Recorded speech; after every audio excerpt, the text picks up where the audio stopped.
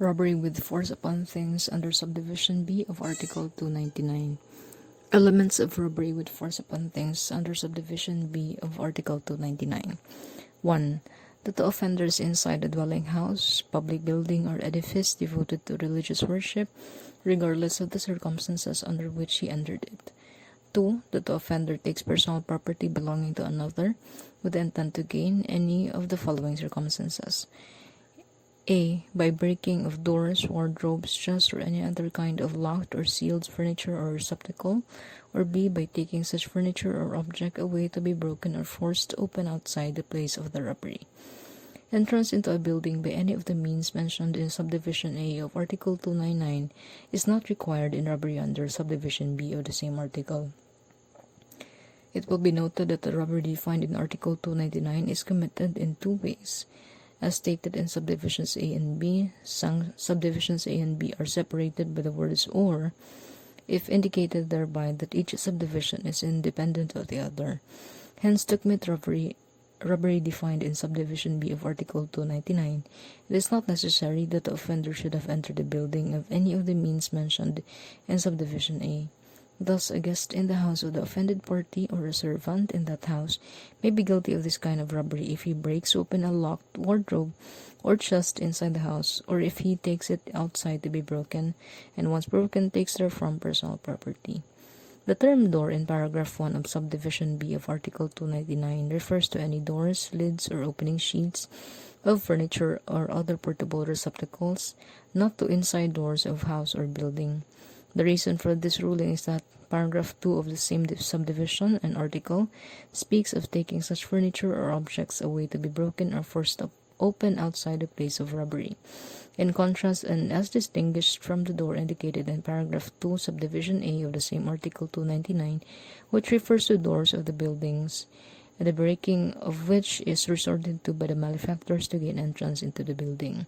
Take note that the wisdom of this ruling is doubted. It is believed that the term doors in Subdivision B of Article 299 refers to inside doors of the house or building. Under the above ruling, the word doors would be unnecessary in Subdivision B of Article 299 since the breaking of furniture or other receptacle may include the breaking of its door, lid, or opening sheet. Breaking the keyhole of the door of a wardrobe which is locked is breaking a locked furniture. Article 299 subsection B1 speaks of, among others, the breaking of locked or sealed furniture or receptacle.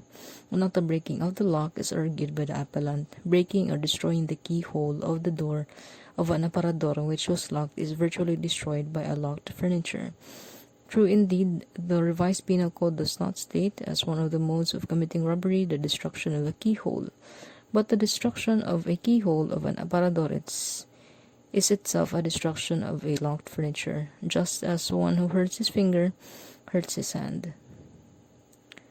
When the sealed box or receptacle is taken out of the house or building for the purpose of breaking it outside, it is not necessary that it is actually opened. A person who carries away a sealed box or receptacle for the purpose of breaking the same and taking out its contents outside the place of robbery is guilty of consummated robbery even though he does not succeed in opening the box.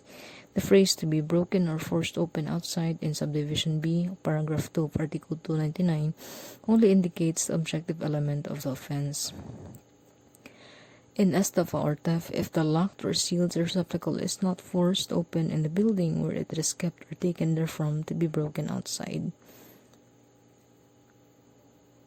A person who opens by force a certain locked or sealed receptacle which has been confided into his custody and takes the money contained therein is guilty of estafa and not robbery because the accused does not commit the act in the house of the offended party, or the accused does not take the receptacle out of the house of its owner. And it is theft when the locked receptacle is found on the side of the road and it is forcibly opened and the contents thereof was taken. The penalty of robbery with force upon things in an inhabited house, public building, or edifice devoted to religious worship depends on the value of the property taken and on whether or not the offender carries arms when the robbery is committed. 1. By armed persons and the value of the property taken exceeds 250 pesos, reclusion temporal. 2. By unarmed persons and the value of the property taken exceeds 250 pesos, prisión mayor.